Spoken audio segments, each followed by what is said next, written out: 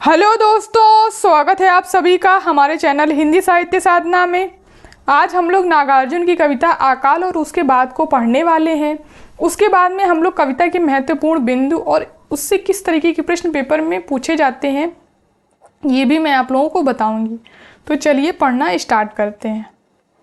सबसे पहले हम लोग देख लेते हैं कि नागार्जुन की कितनी कविताएं जो हैं वो हमारे सिलेबस यानी यूजीसी नेट के सिलेबस में लगी हुई हैं। उसके बाद में हम लोग कविता को पढ़ेंगे। तो नागार्जुन की कुल 6 कविताएं जो हैं वो हमारे सिलेबस में लगी हुई हैं। तो यहाँ पर मैंने उन कविताओं और वो किस काव्य संग्रह में संकलित है उसको ले लिया है। पहली कविता है कालिदास, ये सतरंगे पंखों वाली जो काव्य संग्रह है नागार्जुन का उसमें संकलित है और इसका प्रकाशन वर्ष है 1959। दूसरी कविता है बादल को घिरते देखा है 1938 और ये युगधारा काव्य संग्रह में संकलित है। इसका प्रकाशन वर्ष है 1953। मनुष्य हूँ युगधारा 1953 काव्य संग्रह में संकलित है। चौथी कविता है अकाल और उसके बाद, इसका प्रकाशन वर्ष है 1952 और ये सतरंगे पंखों वाली काव्य संग्रह में संकलित है। खुरदरी पैर 1961 इसका प्रकाशन वर्ष है और ये भी सतरंगे पंखों वाली काव्य संग्रह में संकलित है।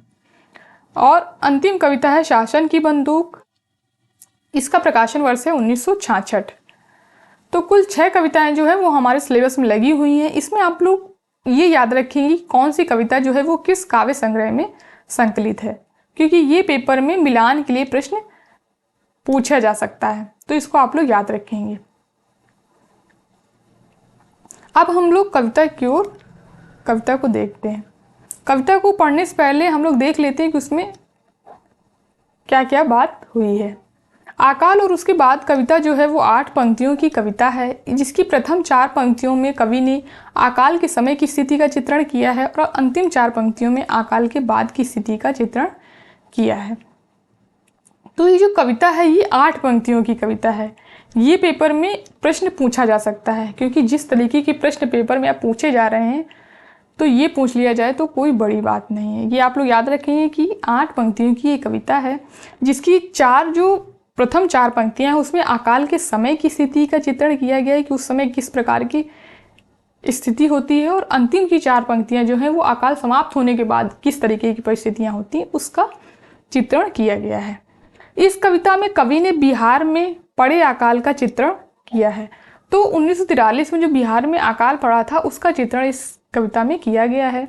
इस अकाल में लाखों लोग मृत्यु की गोद में चले गए थे। अकाल के बाद खेती पर आश्रित रहने वाले किसानों और मजदूरों की दशा अत्यंत दयनीय हो गई थी और अकाल के समाप्त होने के बाद के जीवन का सुंदर और सजीव वर्णन जो है वो इस कविता में किया गया है।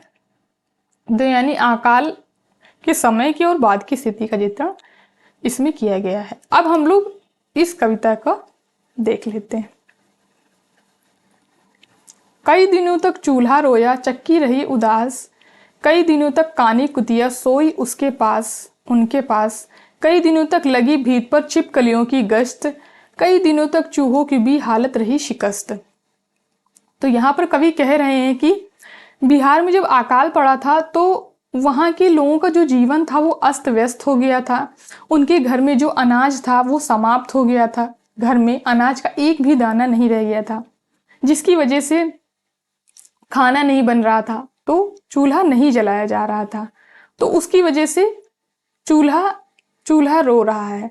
ऐसा प्रतीत हो रहा है कि मानो चूल्हा रो रहा है और वो सोच रहा है कि मैं रोज यहाँ पर जलता था और लोगों को गर्मा गर्म खाना दिया करता था, लेकिन अब मैं भी कुछ नहीं कर सकता। चक्की रही उदास, घर में अन्न ना होने की वजह से उस पर भी अन्न नहीं पीसा जा रहा है, जिसकी वजह से वो भी स्तब्ध है और मौन है। कई दिनों तक कानी कुतिया सोई उनके पास। तो जो कानी कुतिया है वो उनके पास सोई है, इस आशा से वो उनके पास सोई है कि कभी तो चूल्हा जलेगा, इस घर में अन्न आएगा और चूल्हा जलेगा, चक्की चलेगी तो उसको भी खाने के लिए भोजन मिलेगा। तो यहाँ पर कवि जो है वो उन्होंने केवल अकाल में मनुष्यों की स्थिति के अलावा अन्य जीवों की क्या स्थिति है उसका भी चित्रण किया है। कई दिनों तक लगी भीत पर छिपकलियों की गश्त। तो अन्न ना होने की वजह से जो छिपकलियां हैं, यहाँ पर भीत जो है वो दीवार है, तो दीवार पर वो इधर उधर गश्त लगा रही हैं, इधर उधर जा आ रही हैं। कई दिनों तक चूहों की भी हालत रही शिकस्त, क्योंकि लोग वहाँ अन्न ना होने की वजह से खाली पेट सो रहे हैं, जिसकी वजह से चूहों की भी हालत पतली हो गई, उनको भी खाने के लिए कुछ भी नहीं मिल रहा है। दाने आए घर के अंदर कई दिनों के बाद, धुआं उठा आंगन के ऊपर कई दिनों के बाद, चमक उठी घर भर की आंखें कई दिनों के बाद, कौवे ने खुजलाई पाखें कई दिनों के बाद। तो यहाँ पर अकाल के बाद की क्या स्थितियाँ हैं उसका चित्रण कवि ने किया है कि अकाल के समाप्त हो जाने पर जो है वो खेतों में हरियाली छा गई है और घर में अन्न जो है वो आ गया है घर के अंदर, और चक्की से उसे पीस कर खाना चूल्हे पर बनाया जा रहा है, जिसकी वजह से जो धुआं है वो आंगन से ऊपर उठ रहा है। चमक उठी घर भर की आंखें कई दिनों के बाद, और इन सारी चीज़ों से जो घर के लोग हैं वो बहुत ज़्यादा खुश हो गए हैं, उनकी आंखें चमक उठी हैं खुशी से। कौवे ने खुजलाई पाखें कई दिनों के बाद, और कौवा भी इस आशा से आकर घर की मुंडे पर बैठ गया है कि अब तो मुझे भी खाना मिलेगा। इस आशा से वो भी आकर घर की मुंडे पर बैठ गया है। तो ये थी अकाल और उसके बाद कविता। इसमें चूल्हा रोया और चक्की रही उदास, इन दो में मानवीकरण अलंकार है, ये पूछा जा सकता है पेपर में, तो इनमें ये मानवीकरण अलंकार है।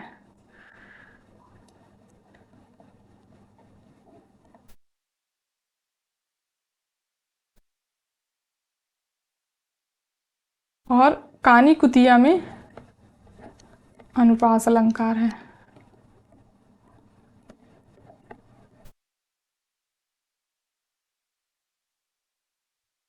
अब हम लोग बात करते हैं किस तरीके के प्रश्न इससे पेपर में पूछे जा सकते हैं। इसमें आप लोग ये ध्यान देंगे कि ये जो चूल्हा है, चक्की, कुतिया, छिपकली, चूहे और ये कौवे, ये जो जीव और जो वस्तुएं आई हैं ये पेपर में क्रम से लगाने के लिए पूछी जा चुकी हैं, तो इनका क्रम आप लोग याद रखेंगे। यहाँ पर मैंने इसको क्रम से ले लिया है, ये इस क्रम में आई हुई हैं।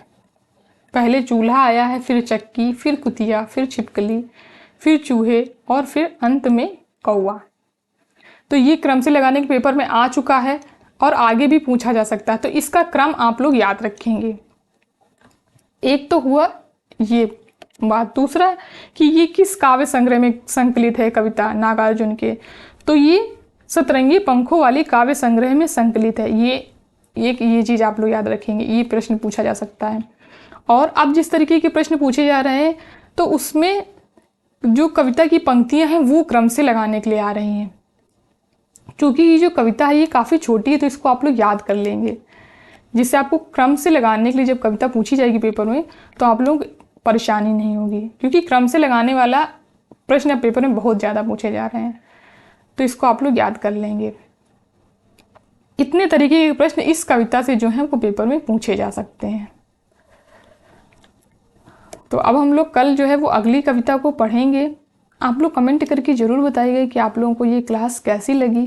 धन्यवाद दोस्तों इस क्लास को लास्ट तक देखने के लिए। अगर पसंद आई हो ये क्लास तो लाइक करिए, शेयर करिए एंड हमारे चैनल को सब्सक्राइब